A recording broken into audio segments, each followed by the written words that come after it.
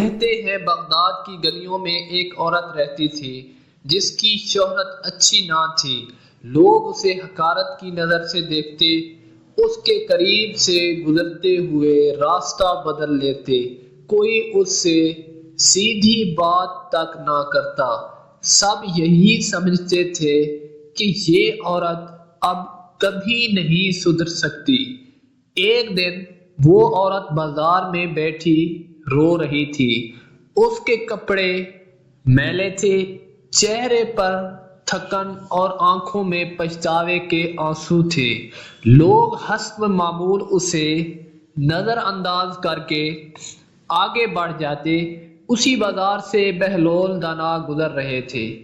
انہوں نے عورت کو روتے دیکھا تو رک گئے۔ بہلول دانا نے نرمی سے پوچھا، بی بی کیوں رو رہی ہو؟ عورت نے تلخی سے کہا، بابا آپ بھی مجھے تانا دینے آئے ہیں، سارا شہر مجھے برا کہتا ہے۔ بہلول دانا مسکرا دیے اور بولے، میں تانے نہیں دیتا، میں تو دل کا حال سنتا ہوں۔ یہ سن کر عورت کا دل بھر آیا۔ اس نے کہا، میں نے زندگی میں بہت غلطیاں کی، اب دل چاہتا ہے اللہ سے معافی مانگوں، مگر لوگ کہتے ہیں کہ میرے لیے اب کوئی راستہ نہیں بچا۔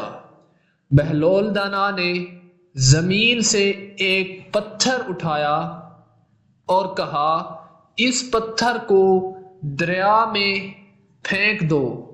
عورت نے پتھر پھینک دیا، پانی میں چھپاک کی آواز آئی اور پانی دوبارہ پرسکون ہو گیا۔ بہلول دانا بولے، دیکھا پانی نے پتھر کو قبول کر لیا، شور بھی تھوڑی دیر کا تھا۔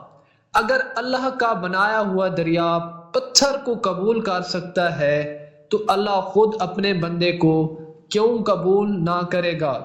عورت حیران رہ گئی۔